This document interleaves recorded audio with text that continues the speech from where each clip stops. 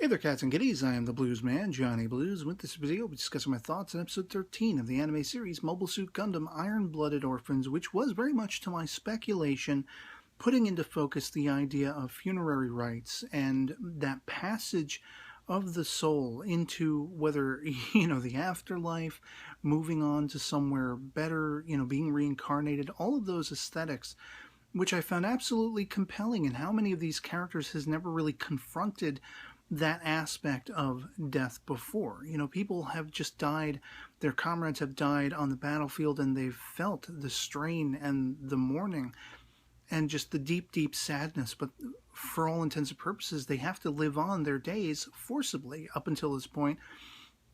There is more a sense of freedom now that they've been liberated, and, Tekadon is its own functioning sort of family.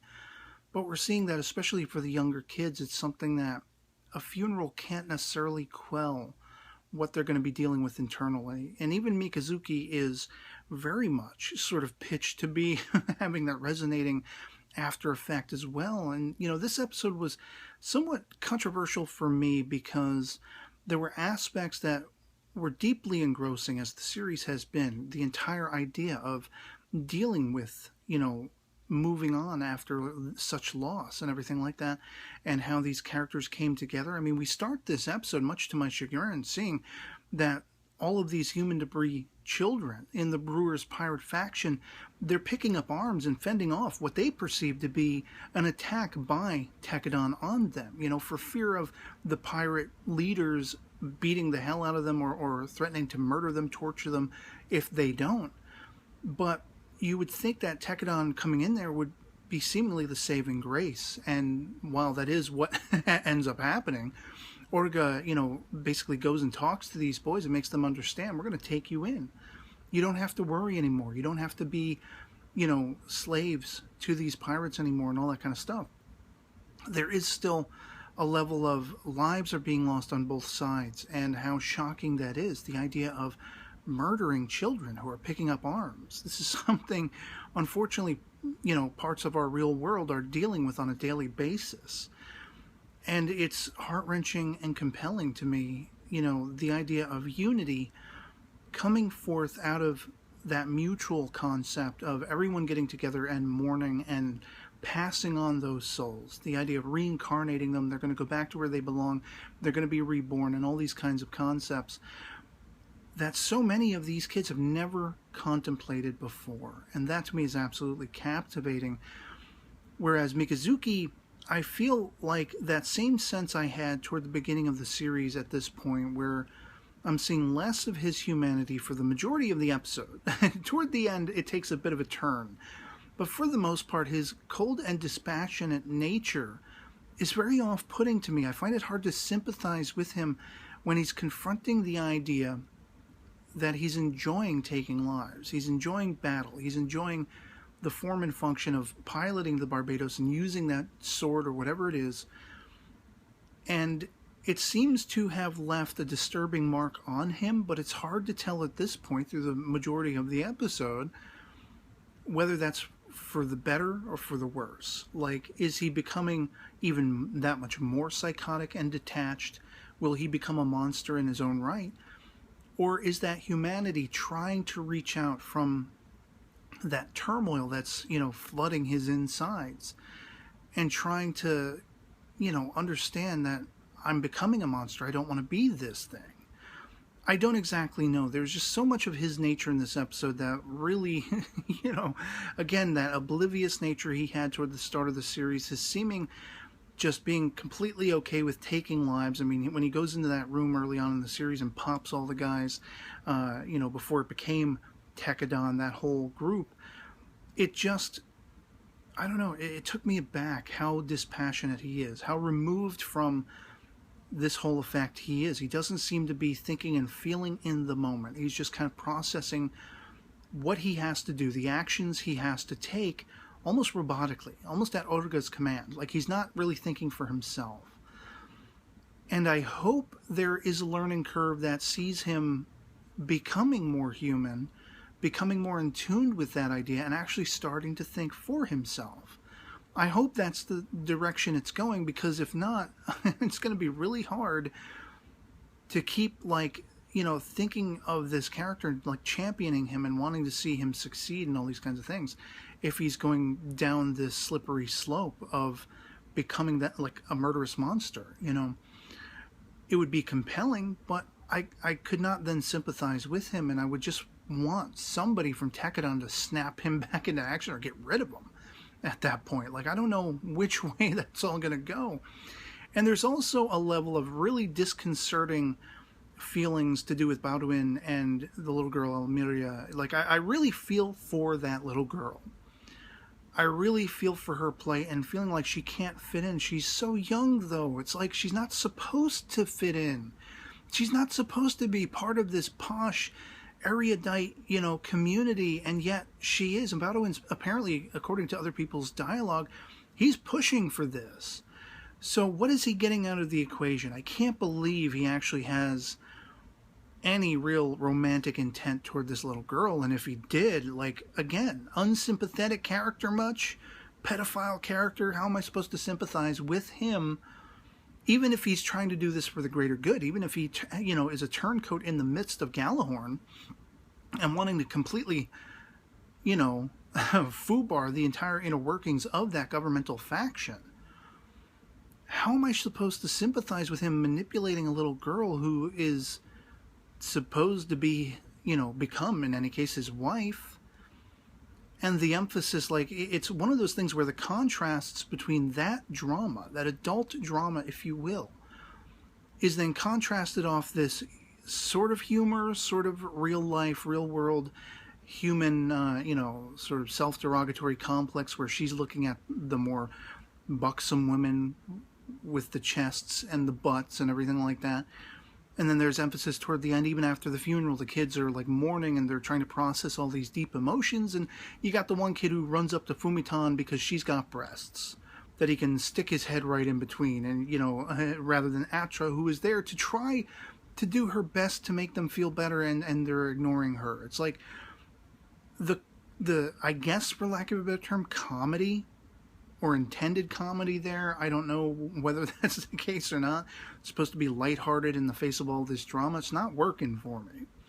I mean, I know, girls and guys as well, there's very much a self-conscious human nature. It's the nature of the world in which we live, especially with advertising and all these kinds of things. I mean, we're not going to get into the thick of what causes this mental instability in humanity to think we don't look as good as we ought to and all that kind of stuff, that we have these, goals we should be trying to reach and being thin and beautiful and whatever like that, which are usually so outlandish and unattainable. So I know that there is a level of these girls and these women are going to be looking at others and comparing their bodies to them. There's much more of an emphasis in most entertainment that it's more oriented to the, the women, the girls feeling that. You don't always see it dealt equally, although there was some dialogue early on in the series where Biscuit was talking about being upset that he's overweight or whatever, and like Cordelia or somebody ribbing him about that. But, like, I get that. I get that there is a certain level of realism to feeling that way. But I'm not swallowing how it's being portrayed in the series. It's not really working for me. It's like they're trying to implant that typical anime trope about the boobs and the butts and all of that kind of stuff. And with the story they're trying to tell, it's just not working. It's rubbing me the wrong way. And as I say, expounding out of certain elements of those themes, touching upon Almiria, who I'm feeling, sympathetic toward. But I'm feeling sympathetic more toward the idea, like, she's being forced into this scenario and she's so young, she's so naive to everything going on around her. Like, as long as she's being told she's, the most pretty woman in the entire place, the most pretty girl. I mean, she's not even a woman. It's leaving me struggling how best to swallow all of those themes. I don't know if I'm the only one there. But it's just becoming problematic, and I'm really not invested in what Baldwin is doing, really. Like, every time we cut back to him, I'm just kind of like blanked. I'm just like, all right, get to a point. Let's figure this out. Let's actually have something be done, you know. I don't know. Maybe I'm the only one having those issues. I don't know. But of course, they decide once they have had this funeral procession, which I love that they had the sort of ice flowers, you know, these explosions, very much like fireworks, to almost symbolically signify the idea of the passage of the soul, how in the blink of an eye it can be over. And they have then formally decided, Orga has formally decided, they want to get rid of all of, you know, the mobile suits that they've taken from brewers, sell them off, make the money, you know, keep the survival of Tekkadan going. But there's that great poignant moment where Akihiro is basically requesting that he gets to keep Masahiro's unit because he only has vague memories of his own brother, of people whose lives have been lost previous to this. And now that this is the most vivid of memories, he doesn't want to forget his brother. He wants to be able to live in the moment with his brother after such a tragic loss. You know, only just having been reunited and then losing his brother, who, going against his own nature, sacrifices his life for Akihiro. I like that they confronted that in their dialogue just before Masahiro actually did die. It was that much more ringing with poignancy to me that he wants that mobile unit and he wants to, from now on, use it, especially in battle and everything like that. Be continually guided in the absence of his brother by his brother's essence. And that's what I'm talking about. There's some really deep, engrossing, captivating themes on display in this episode, and it's just not working for me. All the boob comedy that they're trying to fit in there alongside it. I just really feel like it is such a strange mixture that they're going for in tone in this series. And it's one of those things where, like, they dialed it back for a little while, but it's like rearing its ugly head again. It's just making it that much more. I mean, because in that meeting we see Naze and his woman, you know, now in the aftermath of a funeral, they're going to be that much more heightened to the idea of procreating. Let's make some more life. Let's, you know, hump like bunnies and everything like that. And that's where I say the one aspect of Mikazuki turned toward the end of the episode and was actually surprising and hearkening to that humanity. And suddenly I was smiling and I liked him again. Because that moment between Cordelia and he, you know, this coming after Fumitan, of course, is showing her concern for Cordelia. I still feel like there's something up with Fumitan. Time will tell. But in the aftermath of having seen the kid run up and hug her and feel comforted by that sort of, you know, mother's bosom embrace, if you will, Cordelia decides to try this on Mikazuki because he's shaken. He's like, he's definitely got some internal turmoil going on. And again, it's that lack of knowing which direction that's going to take, which form it's going to take, that has me sort of backpedaling from his character a little bit. But in the aftermath of this, almost, you know, being impressed upon that idea of procreating and getting with your woman who looks prettier now and all that kind of stuff that Naze puts forth, he goes in and he kisses Cordelia. And I was like, what? That's one other minor gripe I have about this series. Don't run the frickin' end credits during sequences like this. Like, there was still show going on and they had the end credits rolling, and like that guy, that like boss man who's talking about setting up the stage for Cordelia's death being at this colony they're heading for. Like, I don't remember if this is the guy that she's been in contact with on Earth or not, or if this is one of the, like, you know, turbine guys or something. I forget who he is exactly, if it's ever been fully explicitly revealed who he is. But, like, holy hell. And you got the end credits going through all of this. Like, could you not just have cut down a few minutes of the episode, the needless boob comedy, so we could have had this scene without the end credits rolling over it? Because all of a sudden it was like, damn, pulled me right back in. Like, and just kept me engrossed. That whole idea of dealing with moving on and mourning after such a loss, how hard these children from both sides, Tekadon and the Brewers, are going to have it, facing and confronting that with the backgrounds they have, as diverse as they are. There's still that clear-cut similarity of being treated as slaves, human debris. And a lot of these kids are going to have to find themselves and confront that, lest also confronting the loss of their companions, the people who have been at their sides, who they've been taking comfort from. It's just that much more compelling. And now to know that, once again, the idea of putting Cordelia to death, making her a martyr to the cause,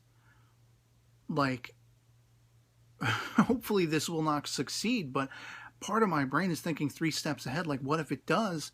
What is the aftermath going to be? If someone succeeds in taking her life, is it going to be just chaos in the wake of that? Or would that make, Tekadon and everyone fight that much harder for that cause? Would it spell all-out war? It could go any number of ways, and that's exciting, and it's got me apprehensive at the same time. I don't know. Overall, a really good episode, but like I say, I'm just not digging that attempted mixture of the drama and what I'm assuming is meant for comedy, lightheartedness. It's just really not contrasting well for me. And I feel like the entirety of this series, that's been the common denominator, it's very strangely paced tonally. They're not quite ready to commit to one or the other sides, and it's not working for me.